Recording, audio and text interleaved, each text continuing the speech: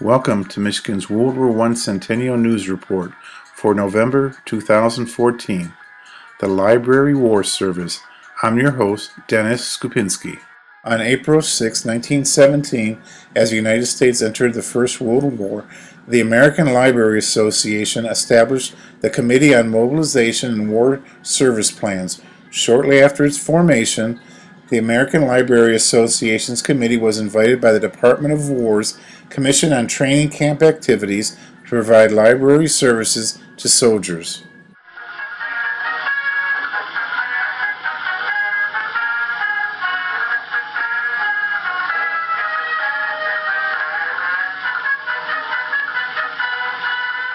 The First Battle of Ypres was a great crisis for the commanders and their staffs of the German army, struggling to come to terms with the power of modern weaponry and adopting as quickly as possible the new conditions of trench warfare.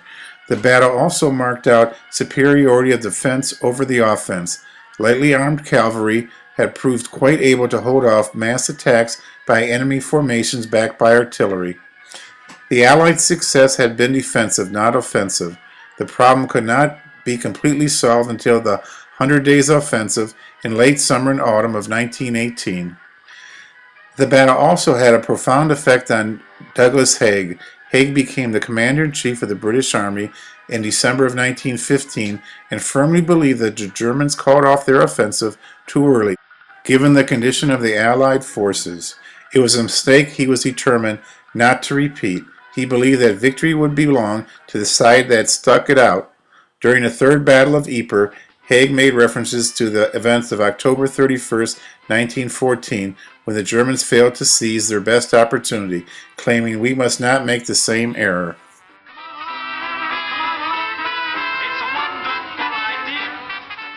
During the early part of World War I, Theodore W. Koch, who was assistant librarian at the University of Michigan's Bentley Historical Library, took a trip to England to discuss reading restrictions from enemy countries with the censors there. Upon his return, he made a report of his findings to the Library of Congress, including his observations of how British citizens banded together to send books to their troops at war.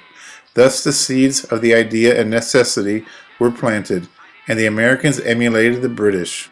This is the story of the Library War Service. In the middle of 1917, the American Library Association was asked by the War Department to undertake the collection, distribution, and circulation of reading matter in the 32 principal Army camps.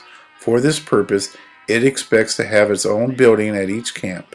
For this work, every library in the land is to be a collection center, not only to gather material, but to take the lead in presenting this appeal and representing this work throughout the country, and especially to correlate and unify at the library all similar efforts.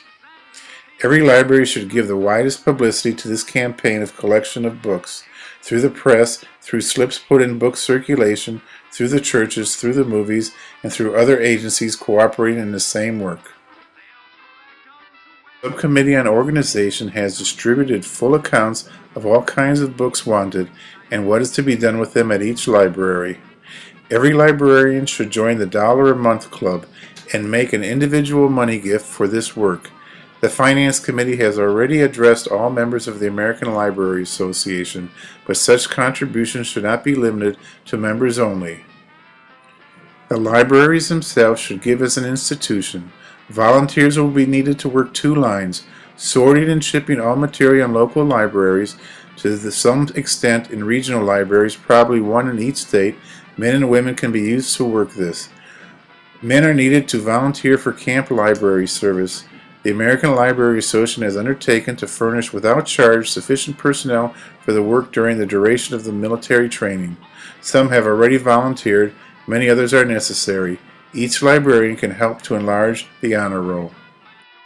When the American Library Association assumed major responsibility for providing reading matter for the U.S. Armed Forces during World War I through its Library War Service, it applied to the Carnegie Corporation for funding to build the camp libraries.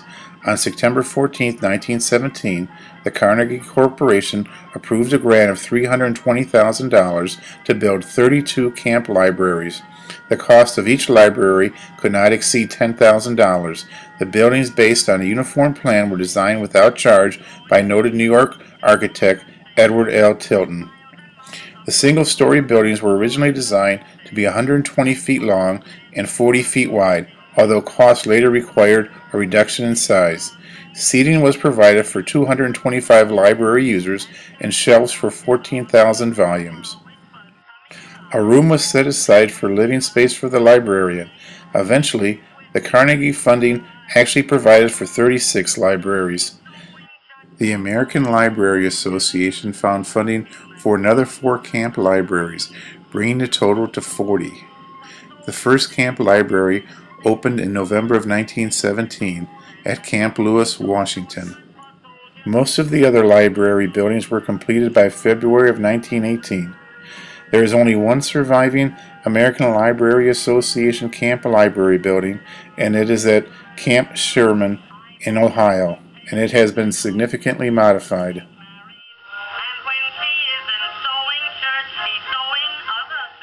Besides providing libraries in the United States at training camps, the American Library Association Library War Service provided books for sailors at sea and also over in France. The libraries in France were housed in other service organization buildings such as the Salvation Army, the YMCA, the Knights of Columbus. The uniforms that the librarians wore were similar to those of the U.S. Army and those of the service organizations in which the libraries were housed. To move the books from the United States over to France took a lot of work. They had to load the books into boxes, which were then shipped overseas. Once they arrived overseas, they were unloaded onto trains and finally put on cars or trucks and delivered to the libraries. The Library War Service also provided books at base hospitals in France, so that soldiers who were convalescing could have a chance to read books, magazines, and local hometown newspapers. The Library War Service provided books and library services for colored soldiers in the U.S. and overseas, although they were in separate facilities. The American Library Association, with its Library War Service, managed to rally the U.S. citizens into providing books for soldiers who were going overseas and also provided them for soldiers in base camps in the United States. The Library War Service provided the servicemen and their commanders a weapon to fight the toughest enemy they faced, boredom. By providing books, magazines, and newspapers, servicemen were able to occupy their spare time.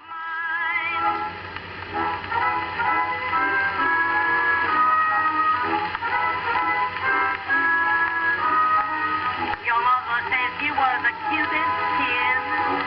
No wonder, dearie, that I'm wild about you.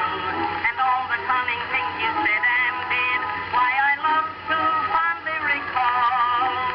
And just like Peter Pan, it seems you'll always be the same sweet, cunning little baby dear to me. And that is why The American Library in Paris was established in 1920 under the auspices of the American Library Association, with a core collection of books and periodicals donated by American libraries to the United States Armed Forces personnel serving their allies in World War I. The library's role as a bridge between the United States and France became apparent from the beginning.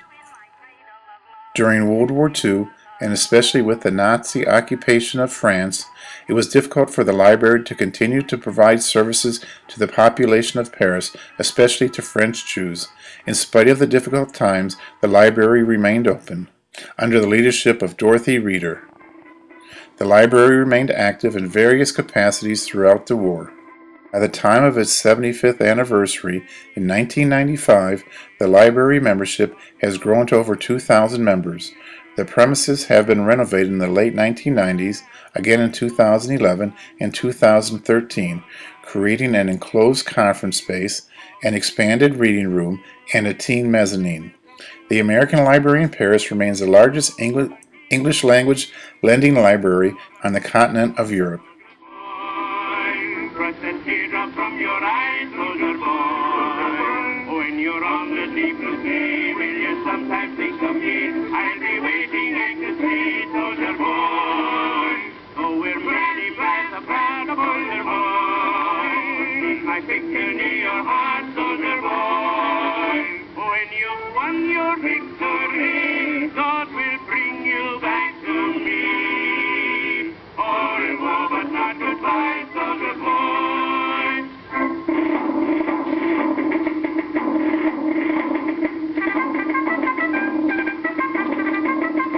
Though your mother old and gray waits you here, I will comfort her each day, never fear. We all love you and you know that we're proud to see you go, but we're going to miss you so over here. When your fighting days are through,